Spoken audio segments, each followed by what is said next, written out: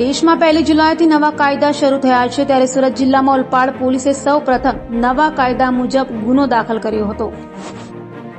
1 જુલાઈથી સોમવારથી સમગ્ર દેશમાં ભારતીય ન્યાય સંહિતા, ભારતીય નાગરિક સુરક્ષા સંહિતા અને ભારતીય સાક્ષ્ય અધિનિયમ નામના 3 નવા કાયદા અમલમાં આવી ગયા છે, જ્યારે બ્રિટિશ કાળના 3 કાયદા આઈપીસી, સીઆરપીસી અને ઇન્ડિયન એવિડન્સ એક્ટનો હવે અંત આવી ગયો છે। જૂના કાયદાઓના નામ સહિતના ફેરફારો સાથે નવા કાયદા સમગ્ર દેશના પોલીસ સ્ટેશનો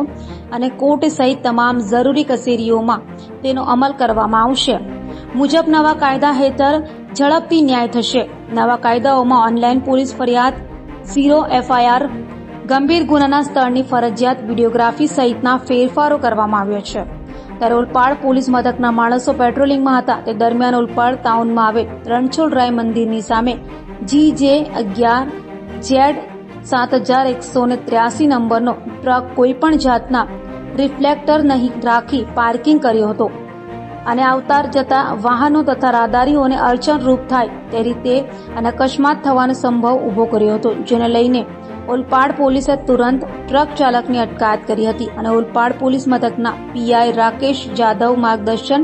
અને સૂચના હેઠળ હેડ કોન્સ્ટેબલ તેજસ પ્રકાશભાઈ જાતે ફરિયાદી બની ટ્રક ચાલક વિરુદ્ધ ભારતીય ન્યાય સંહિતાની કલમ 285 મુજબ ગુનો દાખલ કર્યો હતો અને 5,000નો દંડ ફટકારી જામીન પર મુક્ત કર્યો હતો।